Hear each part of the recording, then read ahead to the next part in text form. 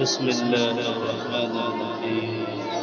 يا أيها المزمل قم الليل إلا قليلا نصفه أو انقص منه قليلا أو زد عليه ورتل القرآن ترتيلا إنا سنلقي عليك قولا ثقيلا إن ناشئة الليل هي أشد وطئا وأقوم قيلا إن لك في النهار سبحا طويلا واذكر اسم ربك وتبتل إليه تبتيلا رب المشرق والمغرب لا إله إلا هو فاتخذه وكيلا واصبر على ما يقولون واهجرهم هجرا جميلا وذرني والمكذبين أولي النعمة ومهلهم قليلا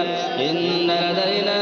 أنكالا وجحيما وطعاما ذا غصة وعذابا أليما يوم ترجف الأرض والجبال وكانت الجبال كثيبا مهيلا إنا أرسلنا إليكم رسولا شاهدا عليكم كما أرسلنا إلى فرعون رسولا فعصى فرعون الرسول فأخذناه أخذا وبيلا فكيف تتقون إن كفرتم يوما يجعل البلدان شيبا السماء منفطر به كان وعده مفعولا إن هذه تذكرة فمن شاء اتخذ إلى ربه سبيلا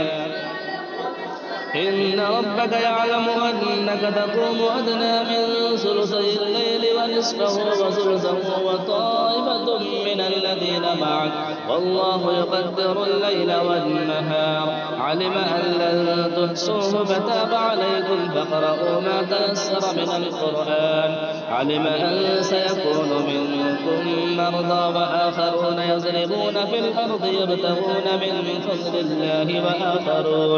وآخرون يقاتلون في سبيل الله فاقرؤوا ما تيسر منه وأقيموا الصلاة وآتوا الزكاة وأقرضوا الله قرضا حسنا وما تقدموا لأنفسكم من خير تجدوه عند الله هو خيرا وأعظم أجرا واستغفروا الله إن الله غفور رحيم.